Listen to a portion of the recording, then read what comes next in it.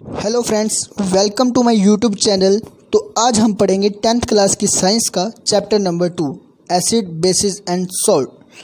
तो शुरू करने से पहले दोस्तों एक छोटी सी रिक्वेस्ट है, अगर अभी तक आप लोगों ने हमारे चैनल को सब्सिडी नहीं करा कर दियो भाई। गैस सिलेंडर कह दो उन्हें सब्सिडी नहीं सब्सक्राइब, तो चैनल को सब्सक्राइब करें और वीडियो को लाइक और शेयर करें। अगर आपको किसी टॉपिक में प्रॉब्लम हो तो कमेंट सेक्शन में ज़रूर बताएं, मैं उसे सॉल्व करने की पूरी कोशिश करूंगा। तो आइए स्टार्ट करते हैं हमारा chapter number 2 acid bases and salt. Acids bases and salt. तो फर्स्ट में इसका इंट्रो आता है कि जैसा कि आपने प्रीवियस क्लासेस में इनके बारे में पढ़ा ही होगा कि जो टेस्ट होता है फूड का वो किस कारण से सोर है और किस कारण से बिटर है। ये किस कारण से होता है? एसिड और बेसिस के कारण होता है। अगर फूड का टेस्ट सोर है तो मतलब एसिड है, अगर बिटर है तो मतलब बेस है। जब हमारे किसी भी फैमिली मेम्बर में अगर उसे एसिडिटी हो जाती है तो हम उसे क्या सजेस्ट करते हैं? लेमन जूस, विनेगर या बेकिंग सोडा वगैरह, ताकि वो न्यूट्रल हो जाए। तो एसिड और बेस की जब रिएक्शन होती है तो वो क्या होता है? उसका रिजल्ट क्या होता है? न्यूट्रल ही होता है। तो यहाँ से हम स्टार्ट करते हैं। We have already know that acid are sour in taste and change the colour of blue litmus to red. आपने पढ़ा ही होगा, आप जानते ही हो, जैसे कि जो एसिड होते हैं वो टेस्ट में सोर होते हैं और ब्लू लिटमस टू रेड में चेंज हो जाते हैं। मतलब लिटमस पेपर अगर ब्लू है तो उसको रेड में चेंज कर देते हैं। Where bases are bitter and change the colour of red litmus to blue. जबकि जो बेसिस है वो टेस्ट में बिटर होते हैं और वो रेड लिटमस टू ब्लू में चेंज कर देते हैं। Litmus is a natural indicator, turmeric is another such indicator. जो लिटमस है वो एक नेचुरल इंडिकेटर है और वहीं टर्मरिक भी एक इंडिकेटर है। Have you notice the stain of curry on a white cloth become reddish brown when soap which is basic in nature is scrubbed on it. आपने देखा होगा कोई वाइट क्लॉथ पे कोई सब्जी वगैरह गिर जाए तो क्या होता है कि उस जगह पे जब हम साबुन से उसे रब करते हैं, धोते हैं, तो साबुन क्या एक प्रकार का बेसिक है नेचर में। जब हम उसे साबुन से स्क्रब करते हैं तो वहाँ पर रेडिश ब्राउन कलर का बन जाता है। It turns yellow again when the cloth is washed with plenty of water. और वो दोबारा येलो में चेंज हो जाता है जब हम क्लॉथ को पानी से धोते हैं। You can also use synthetic indicators such as methyl orange and phenolphthalein to test for acid and base। आप सिंथेटिक इंडिकेटर का भी यूज़ कर सकते हैं एसिड और बेस को टेस्ट करने के लिए, जैसे कि मिथाइल ऑरेंज का यूज़ कर सकते हैं और फिनोफ्थलीन का भी यूज़ कर सकते हैं। तो हम इस चैप्टर में आगे क्या पढ़ेंगे? हम इस चैप्टर में एसिड और बेस की रिएक्शंस के बारे में पढ़ेंगे, इसकी केमिकल प्रॉपर्टीज़ के बारे में पढ़ेंगे और एसिड और बेस एक दूसरे को कैसे कैंसिल आउट कर सकता है इस बारे में पढ़ेंगे। तो हम चलते हैं understanding the chemical properties of acids and base. जो एसिड और बेस की केमिकल प्रॉपर्टी के बारे में पढ़ेंगे। तो फर्स्ट एसिड और बेस को लेबोरेटरी में कैसे किया जाता है तो वो देखते हैं, उसके बाद स्टार्ट होती है इसकी केमिकल प्रॉपर्टीज़। तो फर्स्ट है एक्टिविटी 2.1 है collect the following solution from the science laboratory. आपने एक साइंस लेबोरेटरी में जाना है और क्या करना है, ये जो नीचे जितनी भी चीज़ दी है इन्हें कलेक्ट करना है, जैसे कि hydrochloric acid, sulphuric acid, nitric acid, acetic acid, sodium hydroxide, calcium hydroxide, potassium hydroxide, magnesium hydroxide and ammonium hydroxide. इन सब चीज़ों को इकट्ठा करना है। Put a drop of each of the above solution on a watch glass 1 by 1 and test with a drop of the indicator. आपने क्या करना है, एक वॉच ग्लास लेना, उस पर जितने भी सॉल्यूशन लिए इनकी एक एक ड्रॉप डालते रहना 1 by 1 और आपने इनको टेस्ट करना है। What change in colour do you observe with red litmus, blue litmus, phenolphthalein and methyl orange solution for each of the solution taken. जितने भी आपने सॉल्यूशन लिए इन्हें इन इंडिकेटर्स पर यूज़ करना है। रेड लिटमस पे यूज़ करना है, ब्लू लिटमस पे यूज़ करना है, फिनोफ्थलीन या मिथाइल ऑरेंज सॉल्यूशन पर आपने यूज़ करना है। तो आप क्या देखोगे? तो 2.1 है, जो आपने सॉल्यूशन लिए इधर लिखने हैं। रेड लिटमस सॉल्यूशन में जो चेंज आया, ब्लू लिटमस में चेंज आया, फिनोफ्थलीन या मिथाइल ऑरेंज में चेंज आया, आप इधर लिख देंगे। तो इनसे हमें क्या पता लगता है? This indicator tell us whether a substance is acidic और basic by change in colour. ये क्या बताएंगे कि जो सब्सटेंस है वो एसिडिक है या बेसिक है। वो जैसे जैसे कलर चेंज करेगा उससे हमें पता लगेगा। जैसे रेड लिटमस है उसमें हम सॉल्यूशन डालेंगे, अगर वो ब्लू में कन्वर्ट हो गया तो इसका मतलब वो बेसिक है, और ब्लू लिटमस पे डालेंगे तो वो रेड में चेंज हो जाएगा तो वो एसिडिक है। तो जैसे जैसे कलर चेंज होंगे तो इससे हमें पता लगेगा कि सब्सटेंस एसिडिक है या basic. These are substances whose odour change in acidic और बेसिक मीडिया। और कुछ सब्सटेंस होते हैं उनकी स्मेल भी चेंज हो जाती है एसिडिक और बेसिक मीडिया के थ्रू।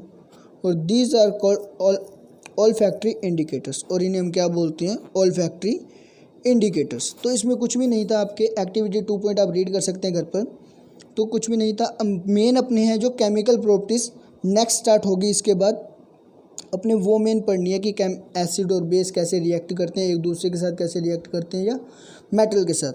तो चलते हैं अपने नेक्स्ट पर। हमारा नेक्स्ट टॉपिक है how do acid and base react with metal. जो एसिड और बेस है दोनों मेटल के साथ रिएक्ट कैसे करते हैं, उसके लिए सबसे पहले एक्टिविटी परफॉर्म करेंगे। क्वेश्चंस के इसके लिए जो एक्टिविटी है हम टीचर असिस्टेंट या कोई लैब असिस्टेंट्स के अंडर परफॉर्म करेंगे। तो कैसे करेंगे, set the apparatus and shown in figure 2.1। कोई भी अपरेटस है उसको इस प्रकार से सेट करेंगे। Take about 5 ml of dilute sulphuric acid in test tube and add a few piece of zinc granules on it. आपने क्या लेना है, टेस्ट ट्यूब में सल्फ्यूरिक एसिड लेना है और उसमें जिंक ग्रेन्यूल्स को डाल देना है। जिस प्रकार ये जिंक ग्रेन्यूल्स है ना, इसमें पहले 5 ml सल्फ्यूरिक एसिड लेना और फिर उसमें जिंक ग्रेन्यूल्स को डाल देना है। What do you observe on the surface of zinc granules. आप जो जिंक ग्रेन्यूल्स की सरफेस है उस पर क्या ऑब्जर्व करेंगे। Pass the gas being evolve through the soap solution. आपने क्या करना है, गैस को पास करवाना है। ये हमारे पास सोप सॉल्यूशन है, इसमें से क्या करवाना है, गैस को पास करवाना है। Why are bubbles formed in the soap solution. तो उसमें से जो बबल क्यों उठने लगे, जो बबल्स उठ रहे हैं ना, वो पूछ रहा है इसमें से बबल्स क्यों उठने लगे। Take a burning candle near a gas filled bubble. जो ये बबल्स उठ रहे हैं आप क्या करो, इसके पास क्या लेके जाओ, एक जलती हुई कैंडल लेके जाओ, बर्निंग कैंडल को लेके जाओ। Then what do you observe. तो आप क्या ऑब्जर्व करेंगे, repeat this activity with some more acid like HCl, HNO3 and CH3COOH। अपनों ने ये एक्टिविटी कौन सा एसिड लेके करी थी, डाइल्यूट सल्फ्यूरिक एसिड H2SO4 लेकर करी थी। आप ये एक्टिविटी HCl, HNO3 और CH3COOH के साथ भी कर सकते हैं। Are the observation in all the cases the same और डिफरेंट, कि इन सब की ऑब्जर्वेशन सेम आएगी या डिफरेंट, ये देखते हैं। Note that the metal in the above reaction displaces hydrogen atoms from the acid as hydrogen gas and form a compound called salt. इसमें क्या होगा, जो मेटल होगा इस रिएक्शन में उसे हाइड्रोजन एटम क्या कर देगा, डिस्प्लेस कर देगा from the acid S hydrogen atom, और ये क्या फॉर्म कर लेगा, सोल्ट को फॉर्म कर लेगा। देखिए एसिड और मेटल का जब रिएक्शन होगा तो वो क्या फॉर्म कर देगा, सोल्ट। एसिड हमारे पास क्या था, सल्फ्यूरिक एसिड, और मेटल क्या था, जिंक। जब इन दोनों की रिएक्शन हुई तो हमारे पास कौन सी गैस क्या बन के आया, सोल्ट बन के आया। बट जो जिंक की जगह है, जो मेटल की जगह है, उसको किसने डिस्प्लेस कर दिया, हाइड्रोजन गैस ने। जैसे रिएक्शन देखें, हमने अब बेस लिया, इसमें उस एक्टिविटी में क्या लिया था, एसिड लिया था जिसे हम क्या देते थे H2SO4, और मेटल लिया था zinc. Can you right the equation in the reaction you have observe. आप क्या उस रिएक्शन को इक्वेशन की फॉर्म में अपने कैसे लिखेंगे, इस प्रकार से लिख सकते हैं। इसके बाद हम चलते हैं एक्टिविटी 2.4 पर। ये थी एसिड के लिए, मतलब एसिड अगर बेस के साथ रिएक्ट करेगा तो एक सोल्ट बना देगा और उसके साथ क्या करेगा, हाइड्रोजन गैस इवॉल्व करेगा। देखो इसमें से हाइड्रोजन गैस निकल रही थी, इसको जब सोप सॉल्यूशन में डाला तो उसने क्या किया, बबल्स को फॉर्म किया। बबल्स में क्या था, हाइड्रोजन गैस। तो एक्टिविटी 2.4 में चलें। Place a few piece of granulate zinc metal in a test tube. अब जिंक एक टेस्ट ट्यूब में क्या लो, जिंक ग्रेन्यूल्स के कुछ पीस लो। Add 2 ml of sodium hydroxide solution and warm the content of the test tube। अब उसमें जो जिंक ग्रैन्यूल्स डाले हैं टेस्ट ट्यूब में, वो उसमें 2 ml सोडियम हाइड्रोक्साइड डाल लें और उस टेस्ट ट्यूब को क्या करें, गर्म कर लें। Repeat the rest of step as activity 2.3 and record your observation. और बाकी की जो एक्टिविटी है आपने 2.3 की तरह करनी है। उसे मतलब कि उसमें से गैस पास करवानी है, उसे सोप सॉल्यूशन में डालना है। सोप सॉल्यूशन में से जो बबल होंगे उनके आगे आपको बर्निंग कैंडल लेके जानी है। तो इसको रिएक्शन को कैसे लिखेंगे, जो NaOH है ये हमारा बेस है और जिंक है वो है मेटल। मतलब इन दोनों को अगर करें तो सोडियम जिंकेट बनाता है और इसमें से भी क्या रिलीज़ होती है, हाइड्रोजन गैस। मतलब एक्टिव उसकी तरह ही होता है बिल्कुल, बट उसमें क्या बनता है, उसमें एक सोल्ट बनता है और इसमें एक ऑक्साइड बनता है। You find again the hydrogen is formed in the reaction, और आप देखोगे उसमें भी हाइड्रोजन फॉर्म्ड हुआ और इसमें भी हाइड्रोजन फॉर्म्ड हुआ। However, such reaction are not possible with all metals। इसलिए कुछ रिएक्शंस हैं वो मेटल्स के साथ, सभी मेटल्स के साथ पॉसिबल नहीं है। तो हम नेक्स्ट केमिकल प्रॉपर्टीज़ पर जाते हैं। How do metal carbonate and metal hydrogen carbonate react with acid. क्या कह रहे हैं, जब मेटल कार्बोनेट और मेटल हाइड्रोजन कार्बोनेट एसिड के साथ रिएक्ट करते हैं तब क्या होता है। तो उसके लिए एक्टिविटी 2.5 करते हैं। Take 2 test tube, label them A and B. आपने 2 टेस्ट ट्यूब लेनी है, उसको लेबल कर देना ए और बी के साथ। जो इसमें इस फिगर में टेस्ट ट्यूब ली गई है, ए ली गई है, बी आप अपने आप करके देख सकते हैं। Take about 2.5 gram of sodium carbonate in a test tube A. जो ए टेस्ट ट्यूब है उसमें आप 0.5 ग्राम सोडियम कार्बोनेट डालेंगे and about 0.5 gram of sodium hydrogen carbonate in test tube B. और टेस्ट ट्यूब बी में sodium hydrogen carbonate डालेंगे। Add about 2 ml of dilute HCl to both the test tube. और आप दोनों test tube में क्या करोगे, 2 ml डाइल्यूट HCl डाल लोगे। Then what do you observe, आप क्या ऑब्जर्व करोगे। Pass the gas produce in each case through lime water calcium hydroxide solution as shown in figure 2.2 and record your observation. आप क्या करोगे, जो भी आपके दोनों टेस्ट ट्यूब होगी उन दोनों को क्या करना है, आपने लाइम वाटर से पास आउट करवाना है। जिस प्रकार ये करवा रहा है, ये इसमें लाइम वाटर है जिसे कैल्शियम हाइड्रोक्साइड सॉल्यूशन भी बोलते हैं। आपने इसको इस टेस्ट ट्यूब में से पास करवाना है। पहले टेस्ट ट्यूब ए को पास करवाओगे, फिर टेस्ट ट्यूब बी को पास करवाओगे। देन आप क्या ऑब्जर्व करोगे, इसके बाद रिएक्शन के जरिए समझते हैं इस चीज़ को कि पहले हमने लिया टेस्ट ट्यूब ए में sodium carbonate Na2CO3 sodium carbonate, उसमें क्या डाला था, HCl। दोनों ने रिएक्ट करके क्या बनाया, सॉल्ट और H2O को, H2 वाटर और CO2 गैस। फिर टेस्ट ट्यूब बी में लिया था हमने NaCO3 सोडियम हाइड्रोजन कार्बोनेट, उसमें भी HCl डाला था। तो हमारे पास क्या बना, NaCl सॉल्ट और वाटर और कार्बन डाइऑक्साइड। तो हम क्या ऑब्जर्व करते हैं कि चाहे मेटल कार्बोनेट ले लो, चाहे मेटल हाइड्रोजन कार्बोनेट ले लो, उसको हम एसिड के साथ रिएक्ट करवाते हैं तो वो क्या फॉर्म करता है, salt, water and carbon dioxide gas. जो HCl है वो एक प्रकार का क्या है, एसिड है, और Na2CO3 क्या है, मेटल कार्बोनेट है। तो फिर देखें, जो CO2 गैस है इसको लाइम वाटर से पास आउट करवाने से ये क्या बना देता है, CaCO3 मतलब कैल्शियम कार्बोनेट बना देता है और H2O वाटर बना देता है। तो हमें क्या ऑब्जर्व करने को मिलता है कि जो लाइमस्टोन है, chalk, marble are different form of calcium carbonate. जो लाइमस्टोन, चॉक, मार्बल ये अलग अलग प्रकार के क्या है, कैल्शियम कार्बोनेट है। All metal carbonate and hydrogen carbonate react with acids to give a corresponding salt, carbon dioxide and water. क्या कहना चाह रहा है कि जो मेटल कार्बोनेट है या मेटल हाइड्रोजन कार्बोनेट है, अगर ये एसिड के साथ रिएक्ट करेंगे तो हमें सॉल्ट, कार्बन डाइऑक्साइड और वाटर ही मिलेगा। उसके लिए रिएक्शन इसने दे दी, मेटल कार्बोनेट या metal hydrogen carbonate plus acid is equal to salt, carbon dioxide and water.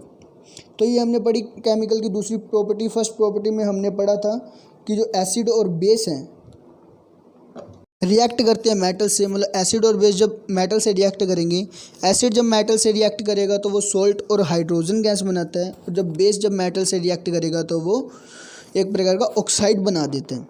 तो ये वो फर्स्ट प्रॉपर्टी थी। और ये सेकंड प्रॉपर्टी में क्या था, जब मेटल कार्बोनेट या मेटल हाइड्रोजन कार्बोनेट जब एसिड से रिएक्ट करेगा तो वो साल्ट, वाटर और गैसेस प्रोड्यूस करेगा। अब चलते हैं next, how do acid and base react with each other. मतलब एसिड और बेस दोनों एक दूसरे के साथ कैसे रिएक्ट करते हैं। चलिए एक्टिविटी 2.6 करेंगे। देखो एक्टिविटी 2.6 इंपॉर्टेंट है, ये 12th में भी प्रैक्टिकल में यूज़ होता है इसका। तो देखें, take about 2 ml of dilute NaH solution in test tube and add 2 drops of phenolphthalein solution. अब 2 ml डाइल्यूट NaH सोल्यूशन लें एक टेस्ट ट्यूब में और उसमें 2 ड्रॉप्स फिनोफ्थलीन सोल्यूशन की डाल दें। What is the colour of solution, फिर आपने क्या देखना है, उस सोल्यूशन का कलर क्या होता है। Add dilute HCl solution to the above solution drop by drop. जो ऊपर आपका सोल्यूशन बना उसमें क्या करें, डाइल्यूट HCl डालें drop by drop. Is there any colour change for the reaction mixture, क्या आप उसमें कुछ कलर चेंज देखते हैं। Why did this colour of phenolphthalein change after the addition of an acid. जब हम उस सॉल्यूशन में एसिड को मिलाते हैं तो फिनोफ्थलीन में कुछ चेंज होने लग जाता है कलर का। Now add a few drops of NaOH to the above mixture. जो ऊपर मिक्सचर बना है उसमें अब क्या करेंगे, NaOH के फ्यू ड्रॉप्स कुछ ड्रॉप्स डाल देंगे।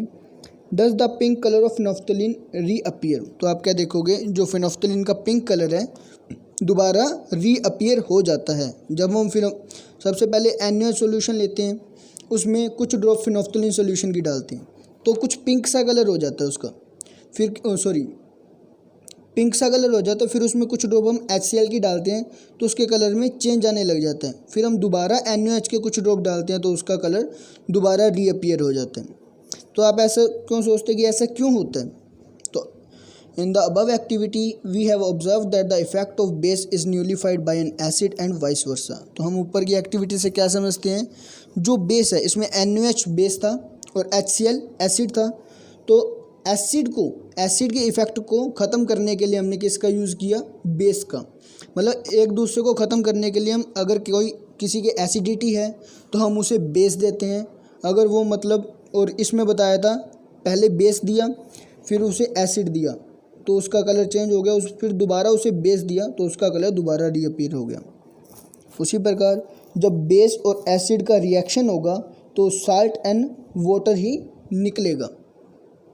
आगे देखें, इसको हम सिंपल वे में कैसे कह सकते हैं, the reaction between an acid and a base to give a salt and water is known as neutralisation reaction. और एसिड बेस रिएक्शन को, इस रिएक्शन को हम न्यूट्रलाइजेशन रिएक्शन भी बोलते हैं क्योंकि न्यूट्रल कर देते हैं अगर एसिड और बेस की हम रिएक्ट करवा रहे हैं।